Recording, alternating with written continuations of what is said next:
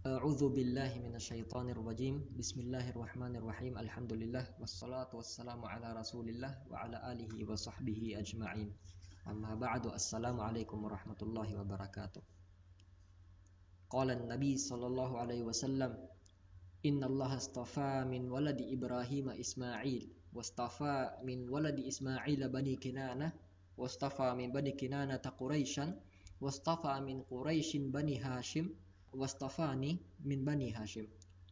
Ang papuri ay kay Allah subhanahu wa ta'ala, ang siya tunay at tanging nag-iisang Diyos, at naway ang kanyang pagpapalat kapayapaan ay mapa sa ating mahal na propeta Muhammad sallallahu alaihi wasallam.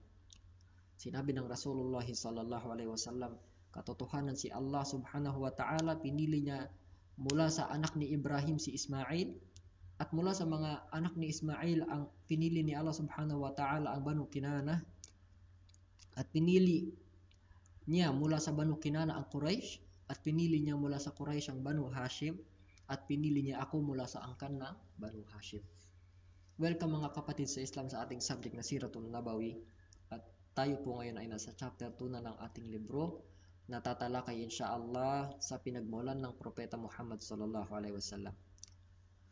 Sa tuwinang inaaral ang talambuhay ng Propeta Muhammad sallallahu alaihi wasallam, ang mga historians at ang ating mga guro, ang mga ustad natin, sila ay hindi agad tumatalon at nag-uumpisa sa mismong talambuhay ng Rasulullah sallallahu alaihi wasallam. Bagkus sila ay nag-uumpisa ilang libong taon bago pa ipanganak ang Rasulullah sallallahu alaihi wasallam. Sila ay nag-uumpisa sa istorya ni Ibrahim at ni Hajar alaihimassalam, kung saan inutusan ni Allah si Ibrahim na iwan ang kanyang mag-ina na si Hajar alaihassalam at Ismail alaihassalam sa Makkah. Of course, ito ay bilang pagsubok hindi lang kay Ibrahim, bagkus para sa kanila mag-asawa. At inshallah mamaya ay titignan natin yung hikmah sa likod ng pagsubok na ito, yung aral na makikita natin sa likod ng pagsubok na ito ni Allah subhanahu wa ta'ala.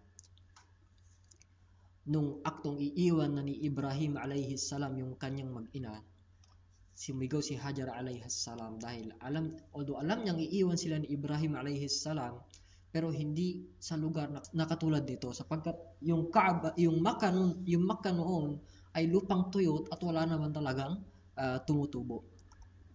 So tinatawag ni Hajar alayhi salam si Ibrahim, "Ya Ibrahim, iiwan mo ba kami sa lugar na katulad nito?" Hindi lumilingon si Ibrahim alayhissalam. Hindi sumasagot si Ibrahim alayhissalam. 3 beses nagtanong si Hajar alayhissalam, "Ibrahim, iiwan mo ba kami sa lugar na to?" Hindi sumagot si Ibrahim alayhissalam, at sumigaw si Hajar alayhissalam, "Allahu amaraka bihadha?" Si Allah ba ang nag-utos? Inutusan ka ba ni Allah na gawin ito? Sumagot si Ibrahim alayhissalam ng oo. Faqalat falay yudayyana idhan. Sabi ni Hajar alayhissalam, kung ganun ay hindi kami pababayaan ni Allah subhanahu wa ta'ala. Katulad ng binanggit natin kanina, yung aral sa likod ng pangyayari na ito ay para makita natin, mga mag-asawa, na pagdating sa mga utos at pagsamba kay Allah, dapat yung mag-asawa ay nagkakaintindihan. Hindi sa panahon natin ngayon, yung mag-asawa, pagdating sa pagsamba at pagsunod kay Allah subhanahu wa ta'ala, madalas ay pinagmumulan pa yun ng kanilang away. Wa na'udhu billah. Halimbawa sa pagsasadaka, nagsadaka yung asawa, anong sadaka? Wala na tayong pera. Pero may tabi naman talaga sila. May oras sila na nakalaan talaga para sa isa't isa. Sasama yung asawa sa da'wa, magagalit yung isa.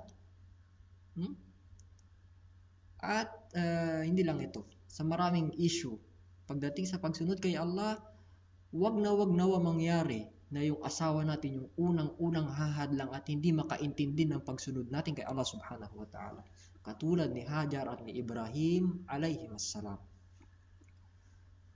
So umalis na nga si Ibrahim alayhissalam, at nung dumating siya sa lugar na hindi na niya natatanaw ng yung kanyang mag-ina, ay humarap siya sa Kaaba at siya ay nagdua kay Allah subhanahu wa ta'ala.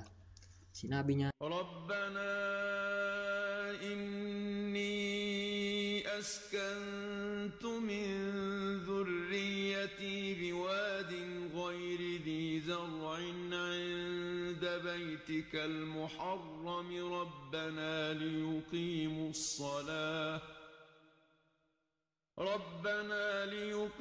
الصلاة فاجعل أفئدة من الناس تهوي إليهم وارزقهم من الثمرات لعلهم يشكرون.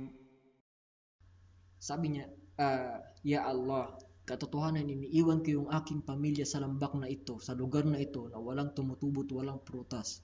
Inda baitikal muharram, sa lugar ng tahanan mo, Ya Allah. At pagtapos nito, sinabi ni Ibrahim alayhi salam, Rabbana liyuqimus salah, faj'al af'idatan minan nasi tahwi ilayhim, warzuqhum minath thamarati la'allahum yashkurun. Isa sa mga pinakakilalang psychology sa buong mundo, kilala sa pag-imbento ng self-actualization pyramid o yung hierarchy of needs na si Abraham Maslow, ay makukumpara natin kay Ibrahim alayhi salam sa pagkakataon na to. Pero pagdating kay Ibrahim alayhi salam, yung pyramid niya ay baliktad. Bakit? Ayon kay Maslow, ang unang kailangan ng isang tao ay yung nasa pinakababa ng pyramid.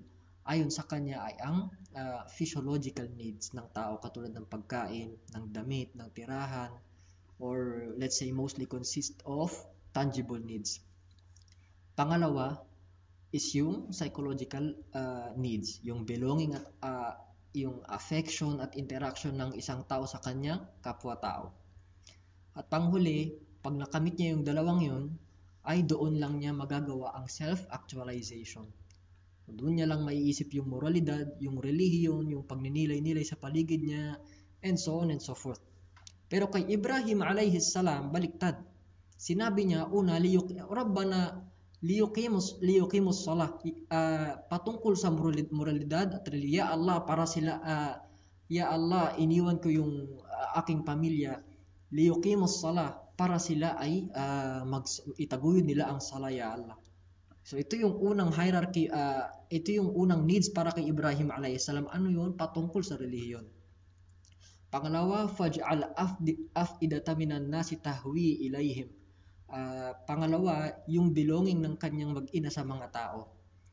Pangatlo, sinabi niya, warzuqhum minath thamarat. Ya Allah, biyayaan mo sila. Pagtapos niya idua yung pagtataguyod ng sala at yung mga tao na mahalin yung kanyang mag-ina ng mga tao. Pangatlo, sinabi niya, warzuqhum minath thamarat. Ya Allah, bigyan mo sila ng thamarat, ng mga rizq, ng mga biyaya, ng mga pagkain. Dinuan niya yung kanilang mga kakainin, at sa huli, pagtapos hilingin itong mga to ay ibinalik niya pa doon ulit sa una, at sinabi niya, la'allahum yashkurun, nawa ya Allah sila ay magpasalamat. So pagtapos hilingin yung mga thamarat, yung mga rizq, yung mga tangible needs, binalik ni Ibrahim alayhi salam sa religion, at sinabi niya, ya Allah, nawa sila ay maging mapagpasalamat. Kalaunan si Ismail alayhi salam ay nagutom, at si Hajar bilang ina, siya ay nagharap ng tulong. Tumakbo si Hajar alayhi salam, umakyat sa isang bundok na malapit sa kinaparoroonan nila, at later on yung bundok na yun ay tatawaging As-Safa. Nung makita niya na walang tao na dumadaan dun sa view mula sa taas ng bundok ng Safa, siya ay tumakbo papunta sa kabilang bundok na later on ay tatawaging Al-Marwa. Take note, ito yung ginagawa natin sa tuwing tayo ay nag-Hajj at Umrah. Tumatakbo din tayo sa pagitan ng dalawang bundok na yun, dahil yun mismo yung ginawa ni Hajar alayhi salam. Dahil ayaw niya na lumipas na may dadaan na tao at wala pa siya sa taas ng isa man sa dalawang bundok na ito, at makaligtaan niya yung dumaan. Subhanallah. Kung makikita ni Hajar alayhi salam yung mga hujjaj sa panahon natin ngayon, or kung malalaman niya na ganito yung mangyayari sa hinaharap, nagugunitain at gagayahin ng milyong-milyong mga Muslim sa buong mundo yung ginawa niya, ay malamang ay tatakbo siya sa pagitan ng dalawang bundok na ito na puno ng saya at galak. Inshallah, ganito din sana tayo mga Muslim bilang pag-reflect. Yung mga kinakaharap nating mga sitwasyon, pagsubok, ngayon, in one way or another, yan ay may positibong epekto sa atin. Sinabi ni Allah subhanahu wa ta'ala sa Quran, قُل لَّن يُصِيبَنَا إِلَّا مَا كَتَبَ اللَّهُ Hindi tayo dadapuan ika ng mga anumang pagsubok maliban sa kung anong isinulat para sa atin ni Allah subhanahu wa ta'ala. At yung lam sa aya na ito, lana, sinabi niya lana, ay indikasyon na yun, yung mga ipinaparating sa atin na pagsubok ni Allah ay makakabuti para sa atin. Linilinaw natin ito dahil usually pag sinabi nating pagsubok ay piniperceive ito ng mga tao as something na negatibo. Pero hindi. Sa ating mga Muslim, inshallah, yan ay galing kay Allah, wa 'alallahi falyatawakkalul mu'minin. At kay Allah nagtitiwala ang mga mananampalataya. Balik tayo kay Hajar alayhas salam. Nung nasa taas na siya ng bundok, matapos niyang magpabalik-balik, 7 beses siya nagpabalik-balik, sa ika-7 beses ay nakita niya si Jibril alayhis salam na hinahampas ng kanyang pakpak ang lupa sa paanan ng sanggol na si Ismail alayhis salam. At doon bubulwak yung Zamzam. Sa tuwing may pagkukunan ng tubig, katulad ng bukal sa isang lugar, nag-a-attract yun ng iba pang mga life forms katulad ng mga ibon. So, isa sa mga tribo na nasa vicinity ng Makkah that time, sila ay ang Banu Jurhum. Nakita nila na lumilipad yung ilang mga ibon sa ibabaw ng lugar ng Kaaba. So nagpadala sila ng mga tao doon, nakita nila yung bukal at si Hajar alayhis salam. Nung dumating ang Banu Jurhum sa lugar nila Hajar, nagtanong sila kay Hajar alayhis salam, pwede ba kaming tumira dito sa lugar na to, sa paligid ng Zamzam?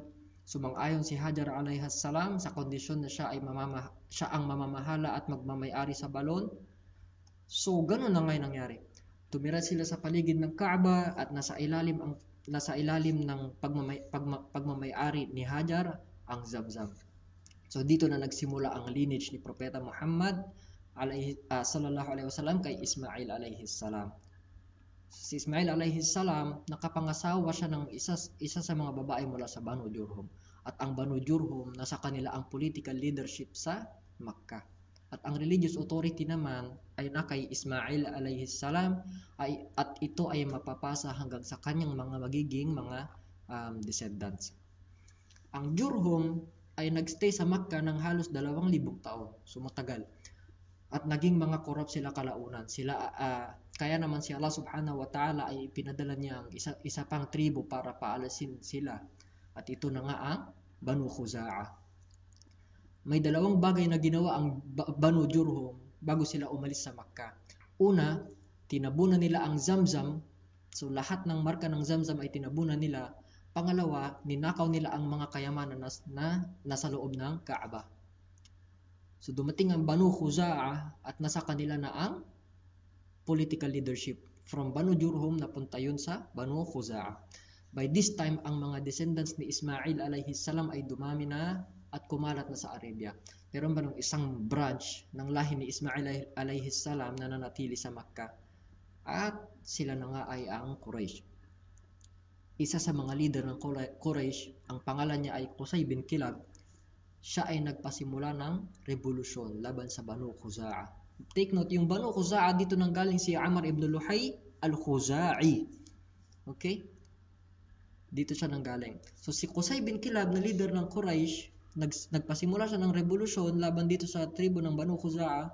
Napag-isa niya yung Quraysh at naging malakas na puwersa sila sapat para mapaalis ang Banu Khuza'a. Dahil ang Quraysh ay watak-watak, tribo-tribo. Pero napag-isa to ni Qusay bin Kilab, sapat para maging malakas at labanan ng Banu Khuza'a. At pagtapos ng pag-alis ng tribo ng Banu Khuza'a, sa kauna-unahang pagkakataon, ang political at religious leadership ay nasa kamay na ng tao mula sa lahi ni Ismail alayhis salam. Dahil kanina nabanggit natin yung political leadership, yung religious leadership ay laging nasa descendants ni Ismail, pero ang political leadership ay nasa labas. Una sa Banu Jurhum, pangalawa sa Banu Khuza'a.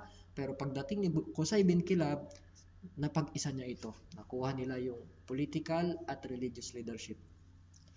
Noong naging leader na nga si Qusay bin Kilab, napasa kanya ang madaming responsibilidad. At isa na dyan ay ang pagpapakain ng mga hujjaj sa panahon ng Hajj. Responsibilidad na isang araw mapapasa sa kanyang apo na si Amr ibn Abdi Manaf, o mas kilala sa pangalang Hashim. And yes, siya ang Hashim na tinutukoy sa katagang Banu Hashim na pinagmulang lahi ng Propeta Muhammad sallallahu alaihi wasallam, katulad ng pangalan na nabanggit natin sa hadith sa simula ng session na to. At inshallah, sa kanya tayo magpapatuloy sa susunod na session, inshallah ta'ala. Wa jazakumullahu khairan wa sallallahu ala nabiyyina Muhammadin wa ala alihi wa sahbihi ajma'in. Assalamu alaikum warahmatullahi wabarakatuh.